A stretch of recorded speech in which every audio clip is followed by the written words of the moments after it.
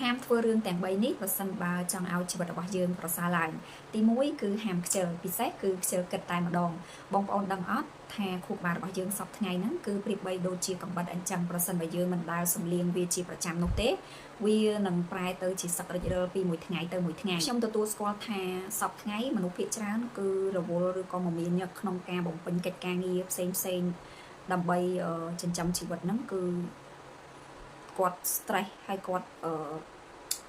តាមតឹងខ្លាំងមែនតើហើយដូច្នេះហើយបានជាមនុស្សភាគច្រើនគឺគាត់អត់ចង់ចំណាយពេលវេលាទៅលើការមើលអ្វីដែលជំរុញការគិតពិចារណានោះទេពីព្រោះថាគាត់តាមតឹងពេញមួយថ្ងៃហើយគាត់ចង់មើលអ្វីដែលសប្បាយមើលអ្វីដែល relax មើលអ្វីដែលជួយឲ្យផ្លូវចិត្តរបស់គាត់ប្រសើរឡើងប៉ុន្តែប្រហែលជាមានរឿងមួយដែលបងប្អូនទាំងអស់គ្នាមិនទាន់បានដឹងនៅឡើយទេថាការកំសាន្តមកពេលហ្នឹងវាអត់ជួយយើងបានយូរអង្វែងនោះទេវាជួយយើងបានពេលដែលយើងកំពុងតែមើលហ្នឹងយើងសប្បាយអស់ពីពេលដែលយើងមើលអស់ពីពេលដែលយើងធ្វើរឿងទាំងអស់ហ្នឹងហើយឧទាហរណ៍យើងទៅចេញទៅក្រៅជួបជុំមិត្តភ័ក្តិញ៉ាំគ្រឿងស្រវឹងអីចឹងទៅវាជួយយើងបំភ្លេចទុកបានមកពេលប៉ុន្តែបន្ទាប់ពីពេលវេលានឹងបញ្ចប់ទៅអាបញ្ហាអារឿងរ៉ាវដែលធ្វើឲ្យយើងកើតទុកដែលធ្វើឲ្យយើងតាមតឹងពេញមួយថ្ងៃហ្នឹងគឺវានៅដដែលវាអត់ទៅណាចោលយើងទេអញ្ចឹងហើយបានជាគេឲ្យយើងចំណាយពេលវេលាទៅលើការរៀនអ្វីថ្មី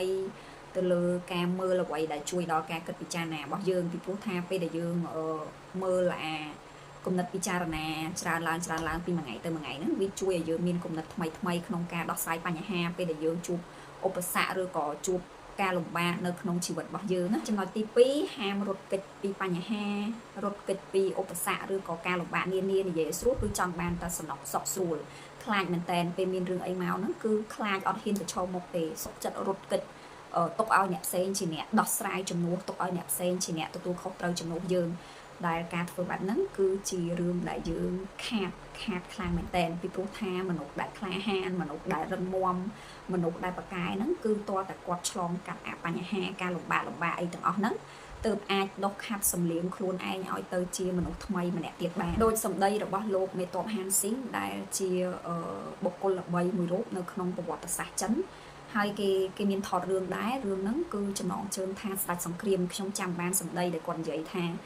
គាត់អត់ខ្លាចការធ្វើសង្គ្រាមទេប៉ុន្តែគាត់ខ្លាចតែគ្មានសង្គ្រាមធ្វើចំណុចទី3ហាមមើលអ្នកដទៃថាជាបញ្ហាប៉ុន្តែត្រូវស្វែងរកឫសគល់នៃបញ្ហាពិតប្រាកដថាតើវាមកពីអ្វីទៅថ្ងៃណាដែលយើងមើលឃើញបញ្ហាថាมันស្ថិតនៅលើអ្នកដទៃប៉ុន្តែវាគឺស្ថិតនៅលើខ្លួនរបស់យើងនេះឯង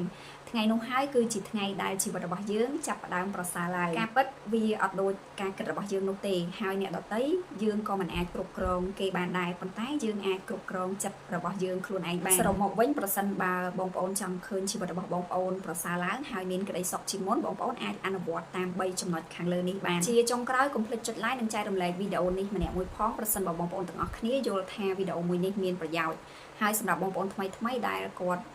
ទើបតែស្ដាប់មិនទាន់បាន follow page Facebook ឬក៏មិនទាន់បាន subscribe channel YouTube របស់ខ្ញុំទេហើយបងប្អូនកំពុងតែស្ដាប់នៅលើ platform ណាមួយបងប្អូនអាចចុច follow នៅលើ platform នោះទៅឬក៏ចុច subscribe នៅលើ channel នោះទៅដើម្បីទទួលបានវីដេអូថ្មីដែលជាចំណេះដឹងបន្តទៀត